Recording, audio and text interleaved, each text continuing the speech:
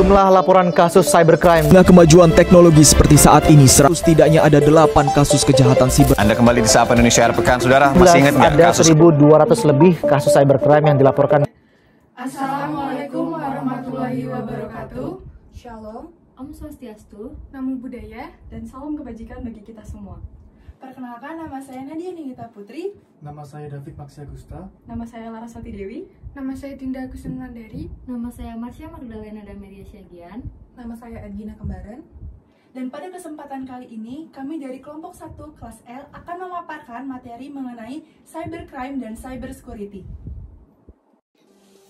Baik, di sini saya akan menjelaskan pengertian mengenai cybercrime dan cybersecurity. Cybercrime adalah tindakan ilegal dengan menggunakan pengetahuan teknologi komputer untuk melakukan tindak kejahatan, pencurian perangkat keras dan perangkat lunak, memanipulasi data, pengaksesan sistem komputer secara ilegal dengan telepon dan mengubah program. Cybersecurity merupakan sebuah praktik untuk melindungi sistem teknologi dan perangkat seperti komputer, seluler, server, sistem elektronik, dan data suatu perusahaan. Perbedaan dari cybercrime dan cybersecurity yaitu cybercrime berfokus pada tindakan kriminal yang dilakukan oleh penjahat yang berusaha merusak, mencuri, atau merugikan. Sedangkan cybersecurity berfokus pada upaya melindungi sistem komputer dari berbagai ancaman atau akses ilegal. Sumber hukum dari cybercrime dan cybersecurity. Yang pertama ada perjanjian internasional. Hukum internasional yang mengatur tentang cybercrime adalah Convention on Cybercrime yang digagas Uni Eropa pada tahun 2001. Hukum ini mengatasi kejahatan cyber tanpa mengurangi kesempatan individu untuk tetap mengembangkan kreativitas dalam bidang teknologi. Yang kedua ada hukum positif di Indonesia. Ada dua, yang pertama kita undang-undang hukum pidana. Sebelum ada UU ITE, untuk mengadili cybercrime digunakan KUHP. Ketentuan yang digunakan dalam menangani cybercrime dan lain-lain pasal 263 sampai 276 mengenai pemalsuan, pasal 362 sampai 372 mengenai pencurian, pasal 378 sampai 395 mengenai penipuan, dan terakhir pasal 407 sampai 412 mengenai perusahaan barang. Yang kedua, Undang-Undang Nomor 19 Tahun 2016 mengenai informasi dan transaksi elektronik atau UU ITE. UU ITE terdiri dari 13 bab dan 54 pasal. Cybercrime sendiri diatur khususnya pada pasal 27 sampai 35 mengenai perbuatan yang dilarang. Berikut beberapa contoh perbuatan yang dilarang dalam UU ITE. Yang pertama, menggunakan video asusila pasal 27 ayat 1, yang kedua video online pasal 27 ayat 2, yang ketiga video online pasal 29, dan terakhir hacking pasal 30. Saya akan menjelaskan mengenai contoh kasus dari cybercrime dan cybersecurity. Yang pertama, kasus jaring anggota Superminister. Majelis Hakim Pengadilan Negeri Denpasar menjatuhkan vonis 1 tahun 2 bulan penjara kepada IGD Ari Astina alias Jaring dalam kasus ujaran kebencian ID Kacung WHO pada November lalu.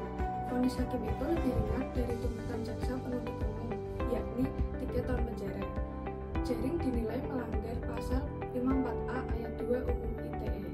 Yang kedua, kasus ujaran kebencian Ustadz Mahir At-Tuwailin dilaporkan atas dugaan pencemaran nama baik. Berdasarkan informasi yang dihimpun, Mahir diduga menyebarkan informasi yang ditujukan untuk menimbulkan rasa kebencian, permusuhan individu dan atau kelompok masyarakat tertentu. Mahir diduga melanggar pasal 28 ayat 2 UU ITE. Selanjutnya saya akan menjelaskan mengenai dampak positif dan dampak negatif dari cybercrime dan cybersecurity.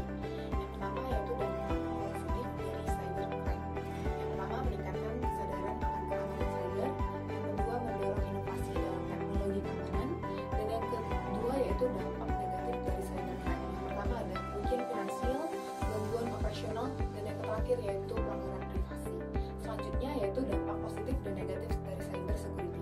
Yang pertama, dampak positif dari cybersecurity.